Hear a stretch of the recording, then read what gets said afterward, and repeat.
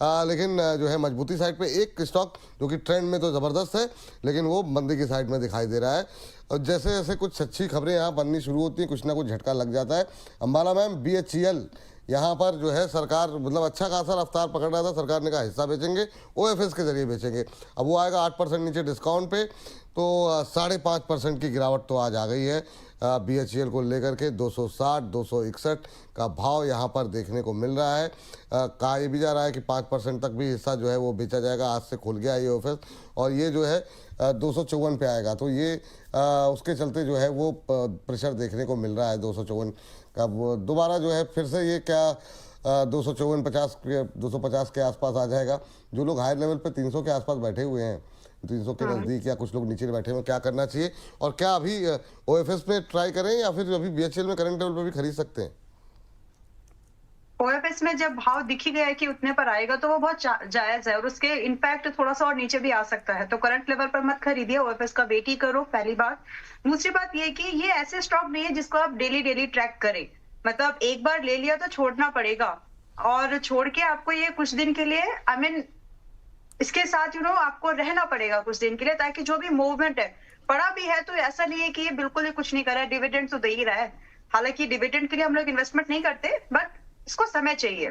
तो फिलहाल के लिए अगर आप खरीदने का विचार कर रहे हो, ओएफएस का वेट करो, सस्ता और मिल सकता है, और वो ज्यादा नहीं, ज्यादा बचा भी नहीं एक्चुअली, लगभग 250-45 इसके आसपास भी मिल जाएगा आपको बीएचईएल। तो वहां पर खरीदने की कोशिश करिए आराम से। बाकी अगर एडिशन करने का विचार है तो वो रेट बहुत बहुत बढ़िया है, वहां से आपका रिस्क लिमिटेड बन जाता है।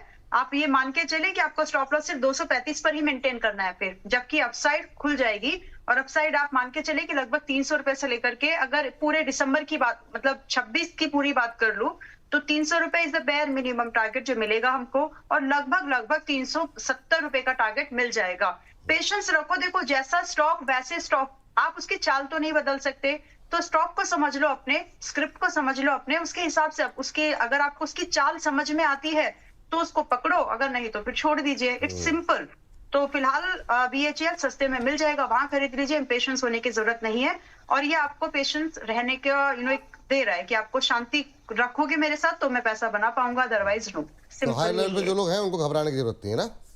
क्यों घबराना है? देखिए आपका स्टॉक में क्वालिटी है, आपने कोई ऐसा छोटा मोटा कोई कंपनी ऐसे उठा के अपने पॉकेट में भर नहीं ली है कि जिसमें ना इलिक्विडिटी में बहुत सारी है, ऑपरेट हो रहा है स्टॉक, वैसा कुछ है नहीं। स्टॉक की इसकी ऑर्डर बुक देखिए, एंड ऑर्डर बुक के साथ साथ एक ये भी देखिए ना कि इसके कॉम्पिटिटर्स कितने हैं। मार्केट में बिजनेस तो आना है, तो क्या इसको मिलेगा ज्यादा? अगर बिजनेस है तो ज्यादा किसको मिल सकता है? क्या उसका अच्छा दावेदार ये है? तो इसका जवाब सीधा सा हाँ मिलता है।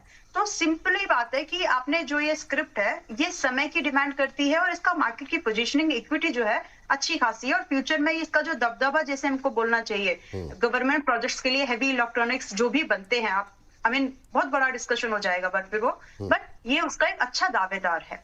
अब इसका नेचर ही वैसे है कि आपको टाइम देना है, दैट्स ऑल। टाइम देना है। और इस बीच चलिए अगले शेयर पे बात